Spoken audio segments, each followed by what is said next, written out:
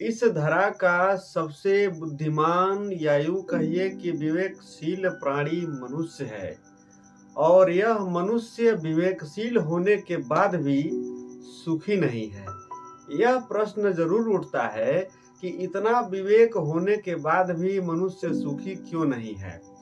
वह निरंतर मेहनत भी कर रहा है, दिन रात भागता जा रहा है। एक उपलब्धि अर्जित किया तब तक दूसरे उपलब्धि के पीछे लग जा रहा है, पुनः भाग रहा है, भागता जा रहा है।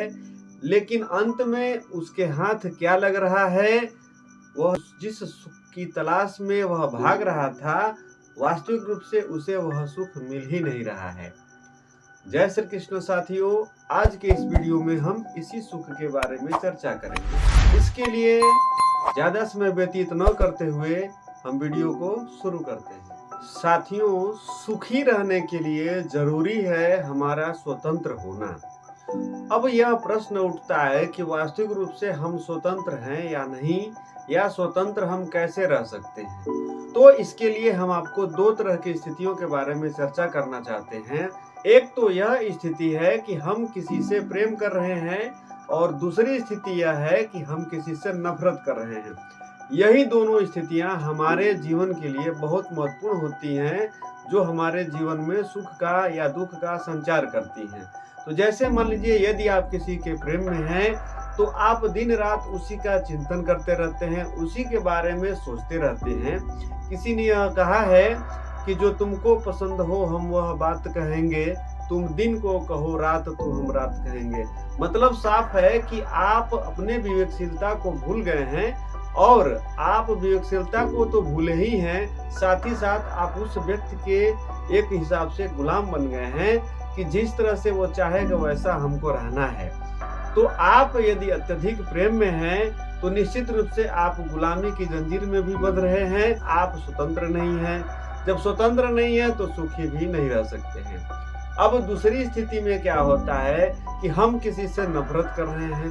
तो जब हम किसी से नफरत कर रहे होते हैं तो उसे मिटाने के लिए जो भी हमारे पास उपाय हैं उसका हम प्रयोग करना चाहते हैं, या दिन रात हम उसका चिंतन इसलिए भी कर रहे होते हैं कि हमको वह ऐसा उपाय मिले जिसके द्वारा हम उसे ठीक कर सकें, या उससे हम बदला ले सकें, या उसे हम पाठ पढ़ा सकें। इस तरह की बातें हमारे मन के अंदर आ रही हैं और हम दिन रात उसका चिंतन कर रहे हैं। तो जब हम उसका चिंतन कर रहे हैं तो जाहिर सी बात है कि उसका हमारे मन स्थिति पर अधिकार हो गया, तब भी हम स्वतंत्र नहीं हैं। तो जब हम स्वतंत्र नहीं हैं तो हम सुखी भी नहीं हैं। हमारा जीवन सुखमय ऐसे नहीं हो सकता है। सुखमय जीवन का आधार है कि मोहब्बत हो या नफरत, आप तटस्थ रहने का प्रयास करें।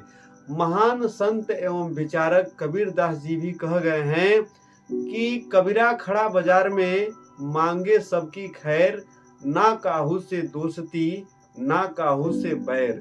जो इस तरह की स्थिति में हो जाता है वह निश्चित रूप से सुखी रहने का मंत्र जान जाता है।